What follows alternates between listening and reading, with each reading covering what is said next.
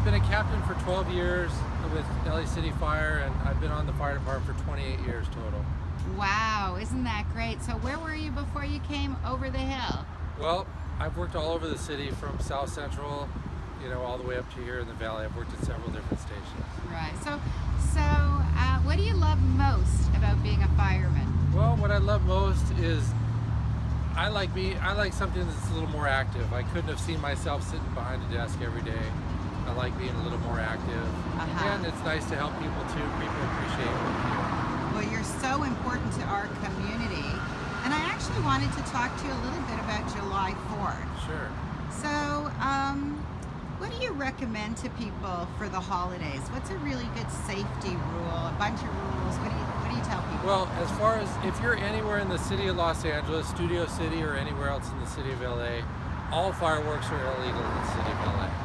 So that includes the safe and sane fireworks and the fireworks that shoot off like rockets. Reason being, we've got a lot of dry brush around here. Every year, fireworks landing in the brush or landing on people's property causes millions of dollars in property damage, in addition to injuries. You've got a little kid holding a sparkler. Those sparklers burn at about 2,000 degrees. So if it's illegal, what are the fines for something like this? I don't know off the top of my head, but I have to look it up. But there are fines associated with if they have to confiscate them. There's a fine for the safe and sane and a higher fine for the fireworks that are more like rockets. Perfect. Yeah. So tell me something, because you've done so much community work. Is there a story that you remember that really triggers in your mind? As far as related to fireworks? Yeah. Well, I mean, nothing in particular, but just in general about every year around 4th of July, just the massive number of fires that we go to. Some communities more than others, but where people are shooting off fireworks, it's going into the brush, and now we've got countless resources fighting a brush fire, people losing their homes, and I mean, just every year you see the same thing. You'll see fire engines driving back and forth.